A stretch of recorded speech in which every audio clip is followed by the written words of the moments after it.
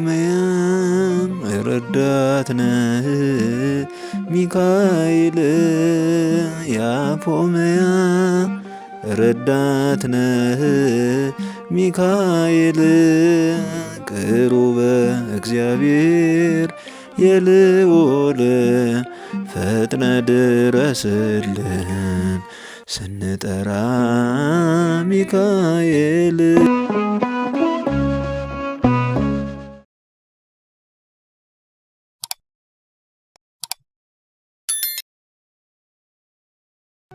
በስመ አብ ወወልድ ወመንፈስ ቅዱስ አሐዱ አምላክ አሜን። አምላካችን ቅዱስ እግዚአብሔር በምሕረት በይቅርታው የጠበቀን ያቆየን መድኃኔዓለም ክብር ምስጋና ይድረሰው። እናቱ እናታችን ድንግል ማርያም ወለላይቱ አማላጅቱ አዛኝቱ እናታችን ድንግል ማርያም ውዳሴ ምስጋና ይድረሳት። በዚህ ዕለት የሚታሰበው ሊቀ መላኩ ቅዱስ ሚካኤል ርኅሩኅ ፈጣኑ አዛኙ ምልጃው ጸሎቱ ይጠብቀን። ክብር ምስጋና ውዳሴ ይድረሰው። በስም ያልጠራናቸው ቅዱሳን ሁሉ ውዳሴ ምስጋና ይድረሳቸው። እንደ አምላካችን እንደ እግዚአብሔር መልካም ፈቃድ በዚህ ዕለት የቅዱስ ሚካኤል ሊቀ መላኩ ዓመታዊ ክብረ በዓሉ እንደመሆኑ መጠን በዚህ ዕለት ምን ተደረገ፣ እነማን ይታሰባሉ በሚለው ለጥቂት ጊዜ እናወሳለን። የቅዱሳን አምላክ ከኛ ጋር ይሁን አሜን። በመጀመሪያ እንኳን ለሊቀ መላኩ ለቅዱስ ሚካኤል ዓመታዊ ታላቅ የክብረ በዓል በሰላም በሰናይ ያደረሳችሁ አደረሰን። የሊቀ መላኩ ቅዱስ ሚካኤል ምልጃ ጸሎቱ ይጠብቀን፣ ምስጢርን ጥበብን ይግለጥልን አሜን። እንግዲህ በዚህ ዕለት በዋናነት ሊቀ መላኩ ቅዱስ ሚካኤል ከፍ ተደርጎ ይከበራል ማለት ነው። ታቦተ ሕጉ ከመንበረ ክብሩ ወጥቶ ዞሮ ሀገሩን ምድሩን ይባርካል። ሌሊት በማህሌት በቅዳሴ በምስጋና ቤተ ክርስቲያኗ ታሸበርቃለች። እንዲሁም ደግሞ በጉባኤ በተለያዩ ነገሮች ቅዱስ ሚካኤልን ሁሉም በዝክር ነዳያንን በመመገብ ያዘኑትን በማጽናናት ቅዱስ ሚካኤልን ታሳቢ አድርገን እንውላለን ማለት ነው። በዚህ ዕለት ምን ተደረገ ቢባል በዋናነት የሚነሳው ቅድስት አፎምያን ከዲያብሎስ እስራት ከባርነት ሊገላት ሊያጠፋት ብሎ ቢመጣ ቅዱስ ሚካኤል ፈጥኖ ደርሶ ታድጎ ነፃ አውጥቷታል። በዚህ ዕለት አንደኛው የሚታሰበው የቅድስት አፎምያን ሕይወት የቀየረበት በዚህም የተነሳ እጅግ ተወደው ስለነበረ እሱም ይወዳት ስለነበረ ጸሎትሽ፣ ምጽዋትሽ፣ መልካም ምግባርሽ በእግዚአብሔር ዘንድ ደርሶልሻል፣ ደስ ይበልሽ ብሎ እንደምታርፍ ነግሯት በዚህ ዕለት እንግዲህ ቅድስት አፎምያም ያረፈችበት ዕለት መሆኑ ይታወሳል ማለት ነው።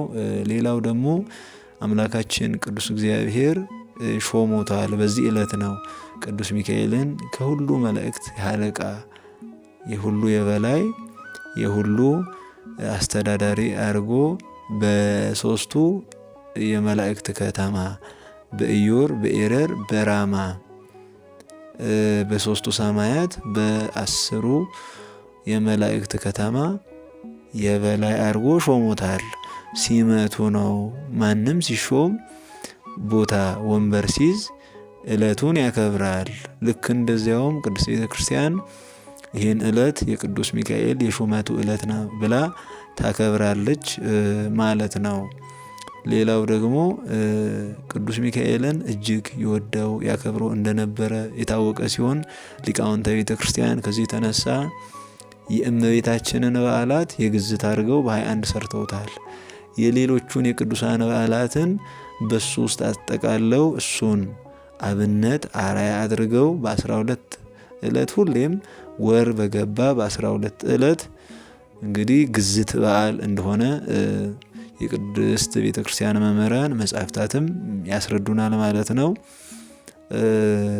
ምን ያህል ክብር እንደተሰጠው ምን ያህል እግዚአብሔር እንደሚወደው ከቅዱሳን የበላይ እንደሆነ ለማጠየቅ ከዚህ የተነሳ ቅዱሳን አባቶቻችን አበው ቀደምት ይህን ስርዓት ሰርተው አልፎልናል ማለት ነው።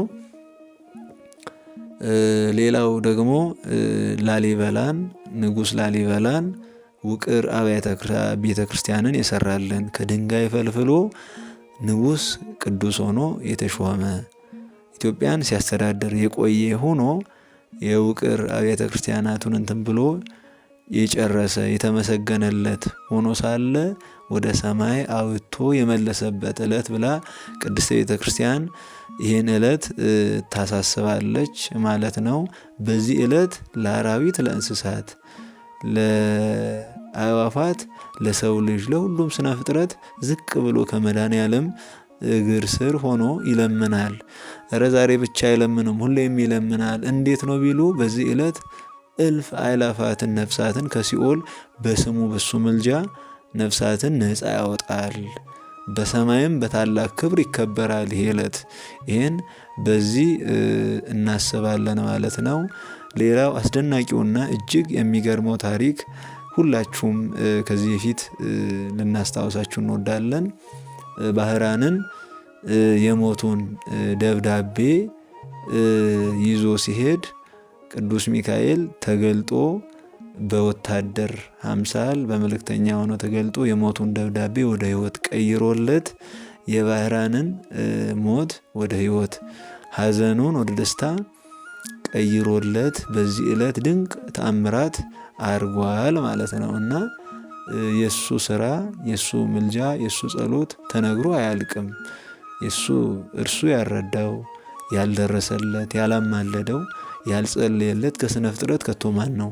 ቅዱሳንን ሁሉ ሲራዳ፣ ሲደግፋቸው፣ ሲያጽናናቸው፣ ሲያበረታቸው ሰማዕታትን በሃይማኖታቸው እንዲቆዩ እንዲቆሙ አንገታቸውን ለሰይፍ እንዲሰጡ ያጽናና፣ ያበረታ፣ ያጠነከረ መልአክ ነው። ጻድቃንን በገዳም በጽኑ ገድል ጸንተው እንዲቆዩ በረከት፣ ረድኤት፣ ቃል ኪዳን እንዲቀበሉ ያደረገው እሱ ነው። የእሱ ፍቅር፣ የእሱ ስጦታ፣ የእሱ ጸሎት እጅግ ልዩ ነው። ስሙ ግሩም ድንቅ ነው። መብረቅን የሚለብስ ዓይኑ ዘርግብ እንደ ርግብ ዓይን የሆነለት ልብሱ ዘመብረቅ ልብሱ መብረቅ ነው ይላል ሊቁ ቅዱስ ያሬድ እንደዘመረልን። ከዚህ የተነሳ ይህን ዕለት ላቅ አድርገን ልናከብረው ያስፈልገናል። ብናከብር ምንከብረው እኛ ነን፣ ምንጠቀመው እኛ ነን። እኛ መጠቀም የራስ ድርሻ ነውና እንድንዘክረው በስሙ እንድንመጸውት፣ ሌላ ቢቀር ብናጣ አንድ ሻማ በስሙ ብናበራ፣ በስሙ መልኩን ብንጸልይ፣ ባንችል ቅዱስ ሚካኤል እርዳን፣ በዕለተ ቀን ያንተ አምላክ እንዲያማልደን ለምንልን፣ የቅዱስ ሚካኤል አምላክ ተለመነን ብለን ልንለምን ያስፈልጋል ማለት ነው። የቅዱስ ሚካኤልን ዓመታዊ ድንቅ እጹብ ድንቅ የሆነውን ግሩም በዓሉን በዚህ ዕለት ከዚህ የተነሳ እናከብራለን ማለት ነው። የቅዱስ ሚካኤል ረድኤተ በረከቱ፣ የአምላኩ የቅዱስ እግዚአብሔር ቸርነት ምሕረቱ፣ የድንግል ማርያም ጸሎት፣ የቅዱስ ሚካኤል ጠባቆት ከእኔም ከእናንተም ጋር ይኑር አሜን። ይቆየን። የዓመት ሰው ይበል።